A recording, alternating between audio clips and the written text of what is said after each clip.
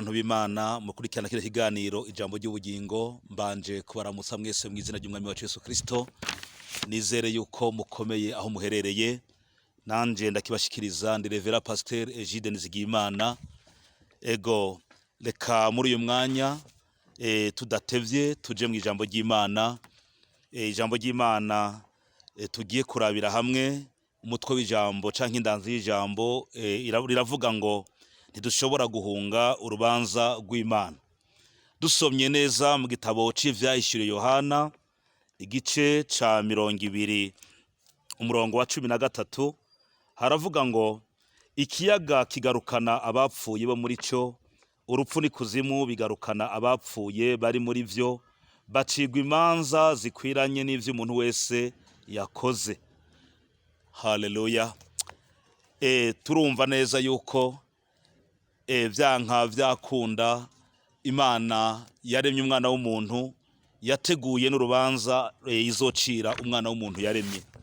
Abantu benshi muri kino gihe baribesha mu mitima yabo ngo nibapfa bizoba birangiye, ngo barye banywe biryohere binezereregwe, bakabona yuko atakindi umuntu avuye muri iyi si, avuye muri uyu mubiri, bakabona yuko bizoba birangiye.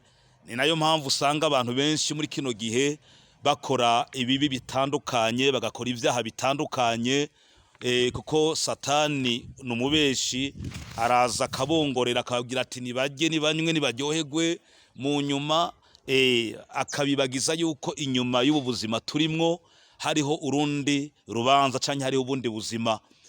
Rero uyu mukozi w'Imana Yohana ari mu kizinga ca Patimo, turumva aya majambo Imana yaramuhishuriye, niho yandika bino bintu, abona Imana imwereka neza yuko inyuma y'ubu buzima turimwo hariho urundi rubanza. Turumva yuko ngo kiyaga ngo kigarukana abapfuye bo muri cyo, abapfiriye mu kiyaga mbere bakaburirwa n'irengero, hazogera igihe Imana ibagarukana. Ngo urupfu na kuzimu ngo bigarukana abapfuye bari muri vyo. Biraboneka yuko abantu benshi, abantu bacu, imiryango yacu benshi twarabasezeye, twarabashinguye, ntibakiri muri iyi si. Ariko Bibiliya tubwira neza yuko kuri uyo munsi ngo vyose ari urupfu na kuzimu bizorekura abantu bose baboheweyo, ikiyaga kizorekura abapfiriyeyo baze, ngo bose bazoseruka. Bibiliya tubwira ngo bacigwa imanza zikwiranye n'ivyo umuntu wese yakoze. Haleluya. Bigaragara yuko rero umuntu wese aciye muri iyi si afise ivyo akora, ari bibi ari vyiza, hari umunzane w'Imana uzopima, uzogera ikintu cyose umuntu yakoze. Ni nayo mpamvu ari vyiza gukora ivyiza tukiriho, gukora ivyiza tukiri bazima, kuko Bibiliya tubwira ngo ingero y'icaha n'urupfu. Yesu Kristo niyo mpamvu yaje mu isi, kandi ngo muri Matayo 11 umurongo wa 28 kugera kuri 30 niho dusanga itangazo Yesu yatanze ubwiwe, avuga ngo nimuze mwese abaremerewe, abananiwe n'abarushe, ngo nanje ndabaruhura. Biboneka yuko rero abaje kuri Kristo babaronsa uburuhukiro, babaronsa amahoro, babaronsa umunezero. Ugiye no mu Baheburayo, aha mu Baheburayo igice ca 10 naho nyene twohasoma, haratubwira ibijanye n'urubanza. Abaheburayo 10 umurongo wa 30 haravuga ngo kuko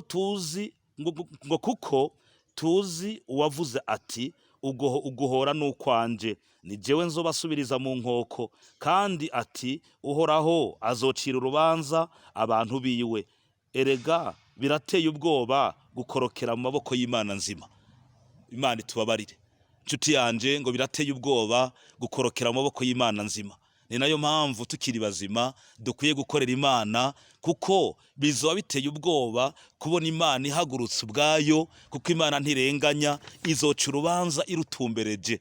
Warakoze neza vy'ukuri ijuru ni iwawe, ariko utakoze neza nta kwiremesha. Umuriro urahari, kandi n'umuriro utazima ibihe byose ku bantu banse gukorera Imana, ku bantu muri iyi si bakoze ibintu bibi, bakoze ibiteye isoni, bakoze ibintu by'iterabwoba, bakoze ibintu bibi, ugasanga barenganya abandi biyumvira ngo birarangiye. Uyu munsi urubanza rw'Imana, Imana nizo sasa yonyine ubwayo icira urubanza abantu bayo.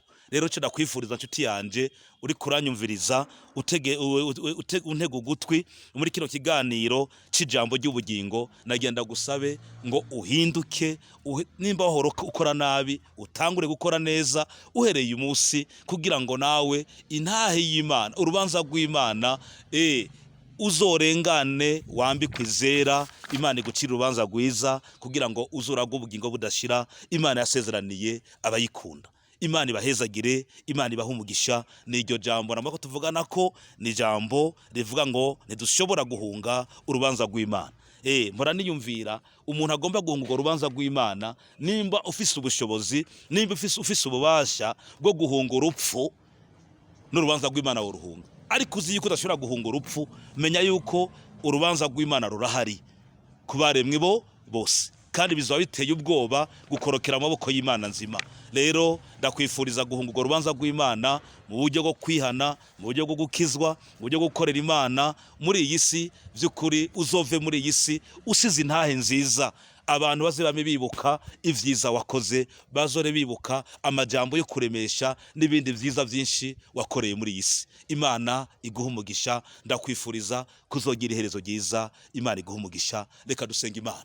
Data, ndaguhaye icyubahiro, reka ndagushimire kubwira ijambo ritwibutsa yuko inyuma y'ubuzima turimwo hariho ubundi buzima, kandi hariho n'urubanza wateguye, kuko abakoze neza bafise igitsibo, bafise ingero imbere yawe, n'abakoze nabi hariho igihano bateguriwe. Rero nifuriza abantu bose bariko baranyumviriza, Mana uzobahe guhinduka, bagira umutima wo guhinduka no gukora ivyiza, kugira ngo baze baragwe ubugingo budashira, baze bahunga urubanza n'uburake bwawe. Urakoze Mwami Yesu, kugiye kutugirira neza. Uhezagire buri umwe wese yumvise rino jambo, kandi umuhe guhinduka no gukora ivyiza, no kugira imihigo n'imigambi yo gukora ivyiza, no kugira ngo azogire iherezo ryiza. Icyubahiro ni cyawe Mana, ndize kugiye kubikora, ndabisavye nizeye mu izina rya Data n'Umwana n'irya Mpwemu Yera. Amen. Imana ibaha umugisha.